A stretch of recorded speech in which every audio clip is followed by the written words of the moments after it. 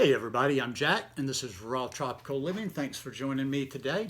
Hope everybody is doing well out there. All good here in South Alabama, can't complain, and nobody would care if I did.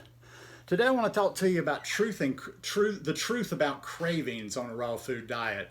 Guys, if you're not already subscribed to the channel, please go down and hit that subscribe button now. Then click on the little bell and check send notifications so you'll stay subscribed to the channel. Some of this craving stuff, I'll try to throw a little talk in there. I was thinking about the holidays coming too. People are going to do their holiday thing, but maybe some of this information will help you a little bit. The truth about cravings, and it's kind of a good truth. It may not sound like a good truth in the beginning, but it's a good truth. And expanding on what I talked about in the last video, there is no magic. There is no magic. If you're, I'm here to break your heart right now. If you're new to this, or if you're wherever you are in your journey and you're having any problems, ain't no magic to make those cravings go away. They're not ever going to just magically, just one day, you doing the same old thing you're doing. One day you wake up and you go, I don't want that thing that I've always wanted before. It happened with me. It takes a little bit of time. And I'll tell you the biggest mistake people make, and they don't know it at the time. It's not really a mistake, but it's just this back and forth, back and forth. I can relate to this a lot because of, the habits that I had in the past, alcohol and booze. And booze, alcohol and booze, booze and cigarettes. More so for the cigarettes. Always trying to quit the cigarettes for a certain period. I think it was really about 12, 13 years ago when I was kind of trying all the time. And down in Costa Rica, you could buy a Lucy. Anybody, you guys out there know what a Lucy is? Not too many people do, especially not suburban people. Now, Lucy's where you can just buy your single cigarettes. And that way I thought if I didn't buy a pack. Point being is, to all that rambling, is that anytime you introduce that substance back into your mouth, you just got to get rid of it. You just got to get rid of it. Whatever you got to do, white knuckle it, have a substitution for the food you want, but you've got to get rid of it, and you've got to make sure you don't put it back in your mouth. Because every time you put it back in your mouth, it just reactivates whatever it is that we're talking about here. If it's something sweet, if it's a particular sweet taste, maybe if it's salty, maybe you've got that bag of chips that you always like. As long as you keep putting that chip on your tongue, as long as you keep putting that sweet on your tongue, whatever that snack is, whatever that food is, your tongue is going to remember that, and your tongue likes that. I'm in this, I have a couple of Facebook groups I'm in just for fun. And one is pretty much all cooked food, and there's a lot of extravagant things in there, but there's just a lot of good dishes in there. And I'll share some of my food, some of the cleaner things sometime. And the one thing I always forget is people are going to ask me about, and they do it real nicely, but what about the seasoning? How do you season those? How do you season this? How do you season that? What do you put in to flavor this? I don't need all those. I have a few things I use. I'm not Mr. Purist, but I don't need all those things, like all the condiments, all the things. If you open most people's refrigerator, that side drawer over there, think of all, that's not food on the side door over there. That's just like stuff you put on top of your food to make your food taste good. So when you're putting that particular sauce on there, and then you're eating that sauce, your tongue is registering that sauce, and your tongue wants it. However unpleasant it might be, if you can completely keep that off your taste buds, that craving will go away. And I can't, there's no time frame on that. I can't tell you how easy or how hard it will be. I know nuts was kind of a thing for me, although I was not a fanatic. I was never like, oh God, I just love nuts and I just eat them. But I enjoyed them. And if you go back probably about 5 years ago when I was living in that little house on the beach in Jaco in Costa Rica, I would, like, sometimes on a Friday or Saturday night, I'd get a bag of pistachios, or I'd get some almonds, and that would be my little fun thing. I'd have some, so I enjoyed them. But as I kept going and going, I just didn't have a taste for them anymore. I didn't have a taste for that particular thing, and there was a lot of things like that from day one, and it's just kind of always surprised me, and it always sneaks up on me a little bit, like if you just don't put that thing in your mouth. I'm going to be very basic here. Just by any means necessary. Whatever your craving is, you just got to stay away from it. Have somebody hit you with a cattle prod or shock you when you do it or whatever, but you just can't reintroduce that into your body. Because if you just stop it, your body will stop asking for it. But what's the practicality of the message here? Because most people are not going to raw knuckle, or not going to white knuckle it and just be like, okay, I'm just going to suffer through it.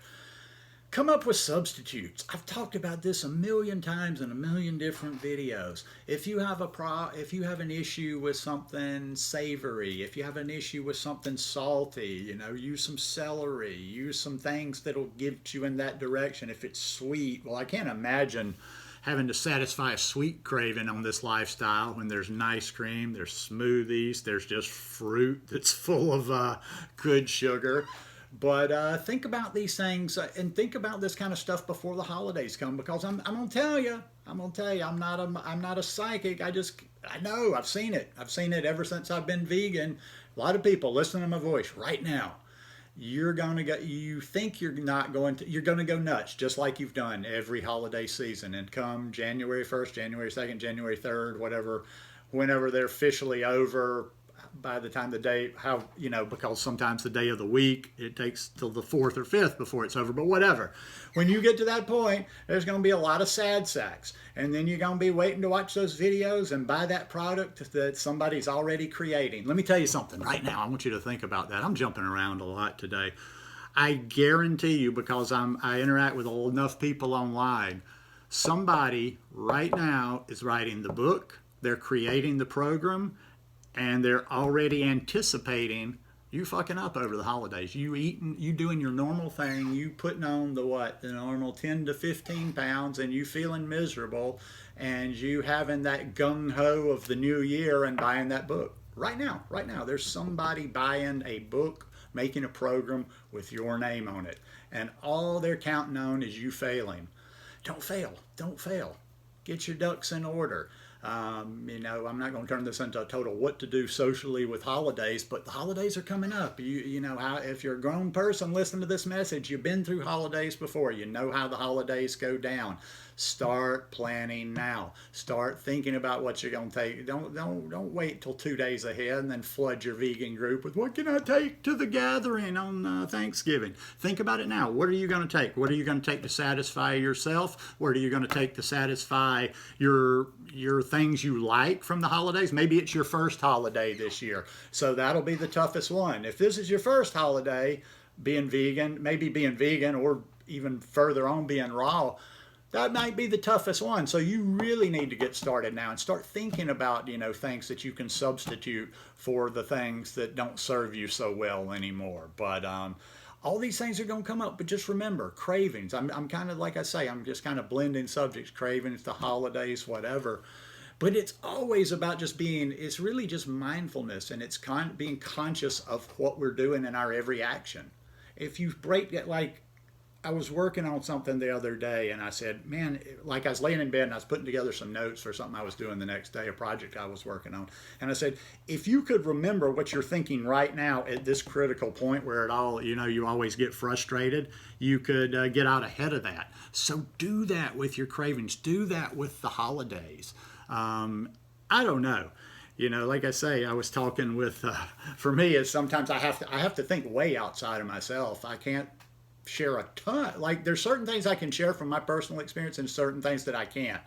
I was talking to Melissa today, and we were just kind of catching up a little bit, and I was telling her about my life right now is even more robotic than it normally is, because I'm just on cruise control. I've been doing this over 8 years now, and I can big smoothie every day, big thing of ice cream every day, big salad, and I'm good. That's not going to be enough for most people, and I realized that, and I wish I had kind of more of those typical tales. I'm a loner, so I haven't done a lot of holidays with people.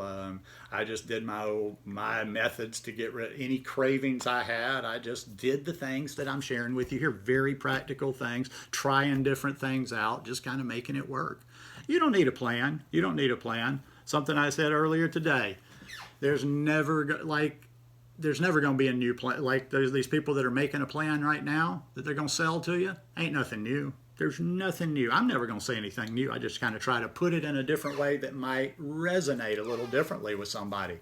I told Melissa, sitting right in this spot, talking to her on Zoom, I said, listen, you, me, whoever else out there creating stuff, it's never going to create anything totally original about this lifestyle, because it's all out there. It's all out there. It's just for you to do it. It's just for you to put one piece one piece together with another piece. It's just putting that jigsaw puzzle. You put this piece with this piece. Now you got two pieces together. Now you got the border. Now you just start filling in pieces. You put in another piece there and there, and before you know it, you're there, and you just eat food, and you don't think about this stuff all day. And I'll finish with that. That's going to be the freedom for a lot of people out there when you've been, hanging out in Facebook groups, and you've been in forums, and you've been, just everything is this back and forth, and you're going back and forth, and you fall off the wagon. Once you just don't have to think about food anymore, that is a freedom that you don't understand. Nobody, like most people I meet, nobody really understands the freedom from food, the freedom from from having the self-control, or just having changed your habits or change your taste to where you're satisfied and you don't have to think about this, and you don't have to stress about it. Can you think of all the I notice that sometimes, like all this back and forth, and people will come to me and they're distraught, like they can't do this, and they've done this and that, and they want to do this, and there's really no reason for that. And it makes life so much simpler when you're not a slave to that food, when you can be satisfied easily. Like, say, in my kitchen, I don't have, let's say I kind of need to shop, but I'm not going to shop for a day or two. Yeah, I have things that I want. I'm not going to say I'm not a total robot where I don't have taste or things that I like, but if I don't have them in the kitchen and I'm hungry, I'm totally good with just chopping up some bananas. I'm totally good with just blending some bananas with cinnamon and water. I mean, whatever, that just kind of gets me by. And that, I don't remember when along my journey of like doing this that I realized that, but I do remember just like a certain time period in there, maybe it was about 3 or 4 years in, where I just was like, wow, the freedom of this, the absolute freedom of this. So anyhow, I'm sorry about that. That was kind of I just had a bunch of different points and things I was thinking about, and this one probably rambled a little bit too much today, but thanks for sticking with me. Hope you guys enjoyed the video. If you like it, please give me a thumbs up, and I'll probably touch base with you this weekend. Peace.